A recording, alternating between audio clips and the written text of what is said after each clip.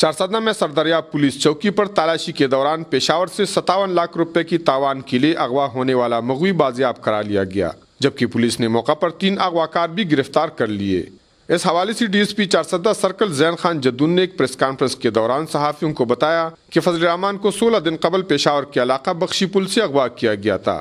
علاقہ ناگمان پشاور سے تعلق رکھنے والے اغواکار مغوی کو ایک سوزوکی میں براستہ چارسدہ کسی اور مقام پر منتقل کرنا چاہ رہے تھے کہ اس دوران سردریاب پولیس چوکی کے انچارج خورشید خان اور ہیڈ کانسٹیبل پیر امین نے گاڑی کو شک کی بنیاد پر روک لیا۔ پوچھ گچھ کے دوران پتہ چلا کہ گاڑی میں سوار افراد اغواکار ہیں اور مغوی کو کسی دوسرے مقام پر منتقل کرنا چاہتے ہیں، جس پر پولیس نے فوری طور پر کارروائی کرتے ہوئے تمام اغواکاروں کو قابو کر کے مغوی کو بازیاب کر لیا۔ مغوی فضل الرحمان نے کہا کہ اغواکار اس سے 57 لاکھ روپے تاوان کا مطالبہ کر رہے تھے، جس کے لیے وہ مسلسل اس کے گھر والوں کو فون کر رہے تھے۔ اس دوران اغواکاروں نے اس کے ساتھ نامناسب رویہ رکھتے ہوئے مختلف مقامات پر بھی رکھا۔ ڈی پی او چارسدہ نثار علی مروت نے بہتر کارکردگی کی بنا پر سردریاب چوکی پولیس کے عملہ کو توصیفی سرٹیفکیٹ دینے کا اعلان کر دیا۔ کفایت اللہ، اے نیوز، چارسدہ۔